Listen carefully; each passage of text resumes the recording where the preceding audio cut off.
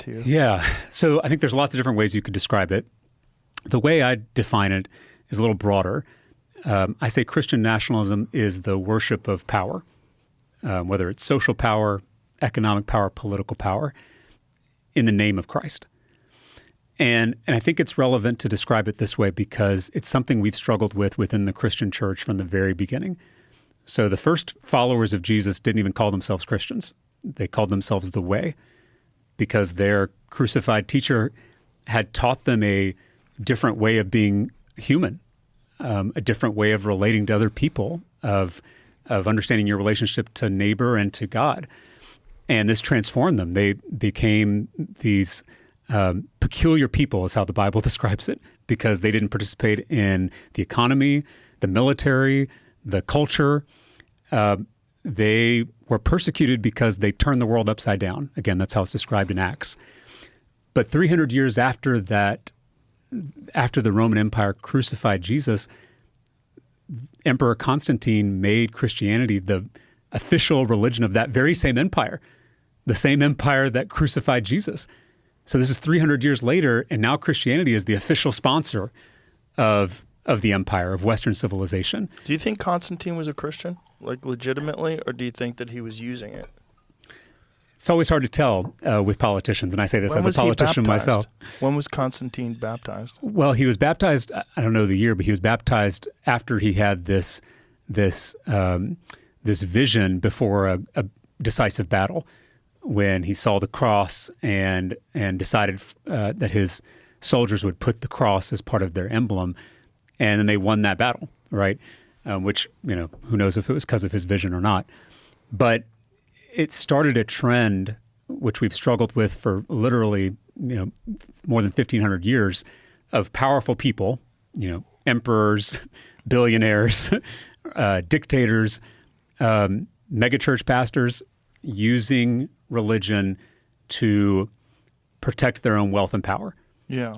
And to me, Christian nationalism is just the latest iteration of that, whether it's the Ten Commandments bill, whether it's the bill, I don't know if you read about this, a bill that we passed that allows schools to replace school counselors with untrained, unsupervised religious chaplains.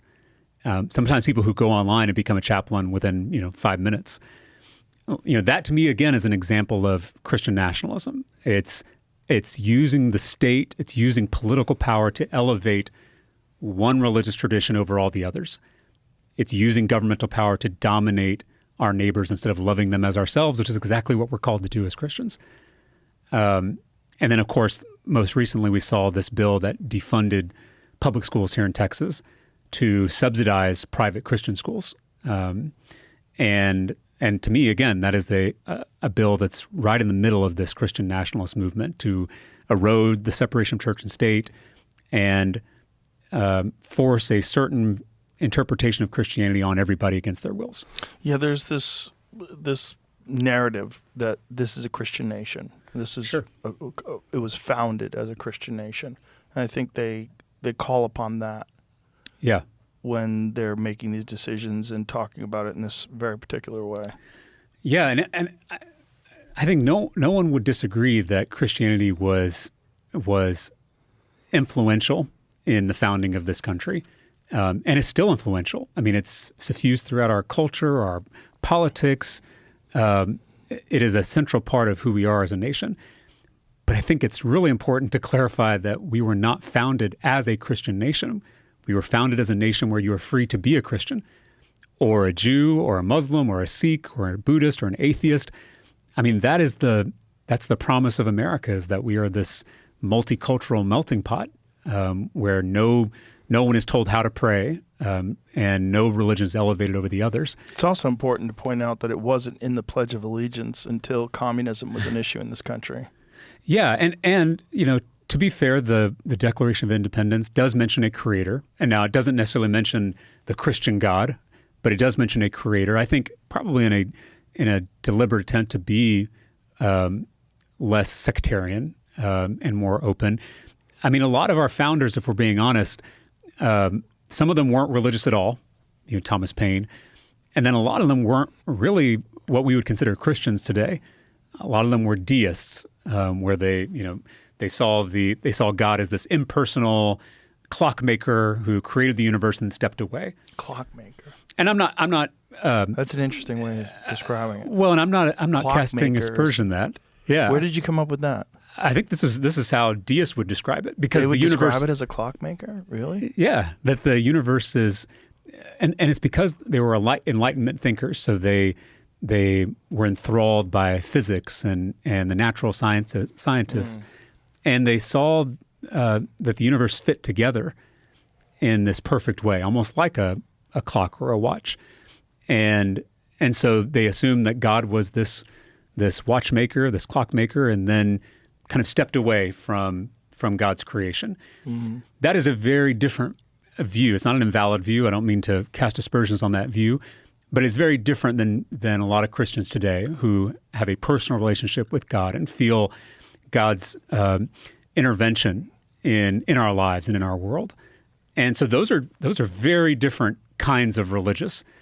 And so for Christian nationalists today to say, that our founders were these evangelical Protestant Christians is just not quite historically accurate. These were Enlightenment thinkers. They had their own suspicions of religion. I mean, Thomas Jefferson created his own Bible where he took out all the miracles. Really? Yeah. He also owned slaves. Well, yeah. I mean, and then all these guys had... Pretty anti-Christian. I would say so. But again, Christianity was used to justify slavery. It was also used by abolitionists to tear it down. Right, Christianity was used by Bull Connor and white officials in the South to maintain Jim Crow, and it was also used by Dr. King and the Civil Rights Movement to tear down that system. Yeah. So, faith, it's really in the hands of the user. It can be used to do a lot of damage to people, but it can also be used to move us toward a more just and loving world. That's where it gets weird, right?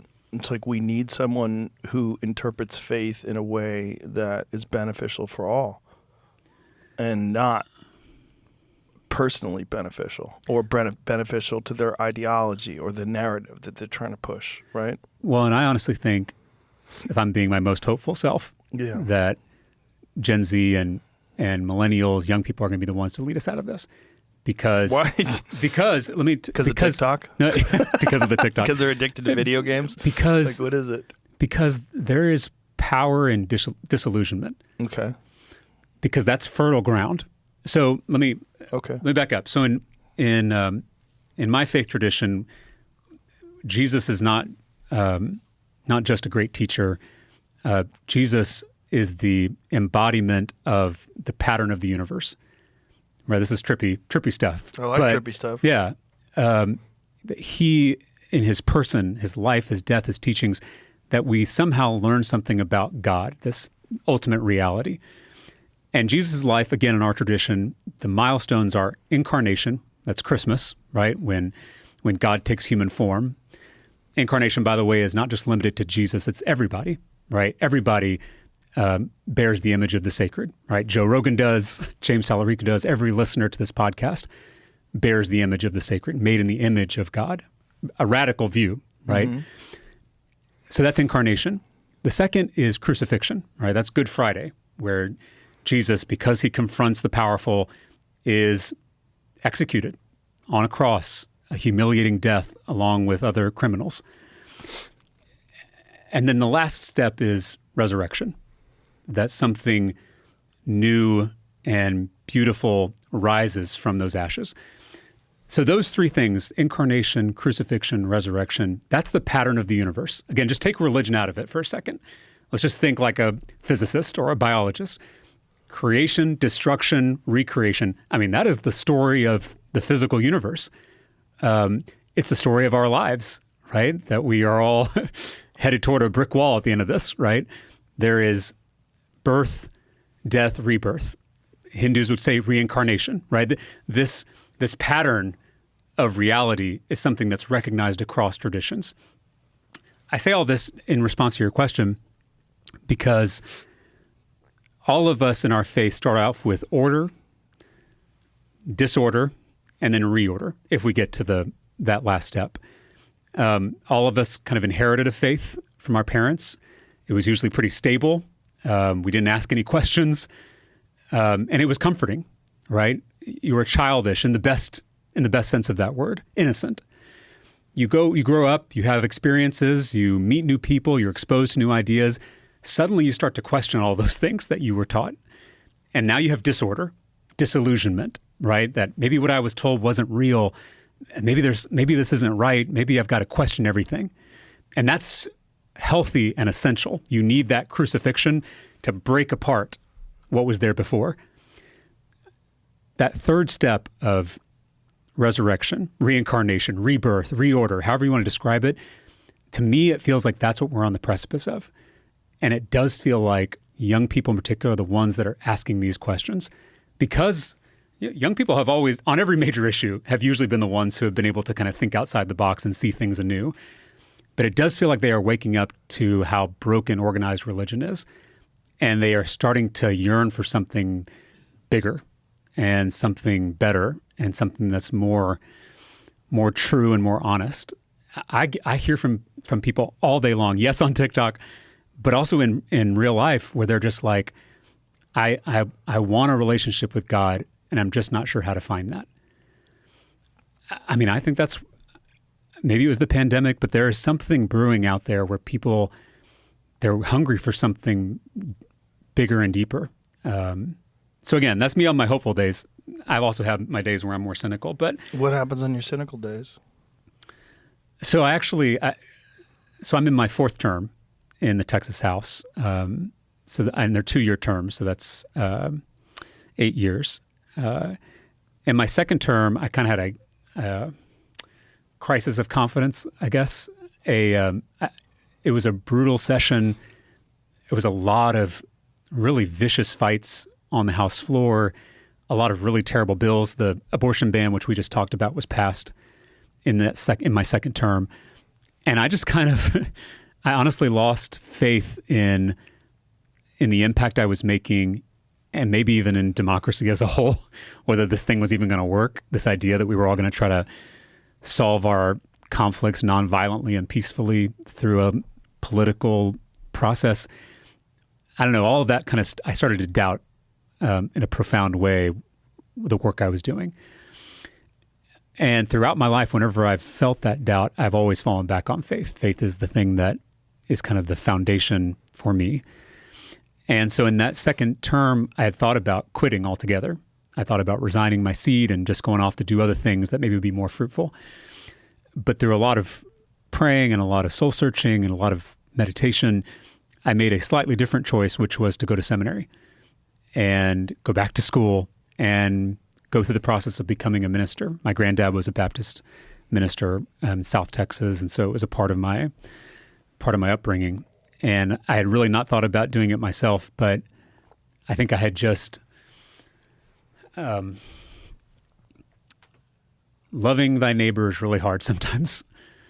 And the work I do in the legislature is my attempt to love my neighbor through the bills I pass, through the work that I do on prescription drugs, on childcare, on public schools, on justice reform. But I was losing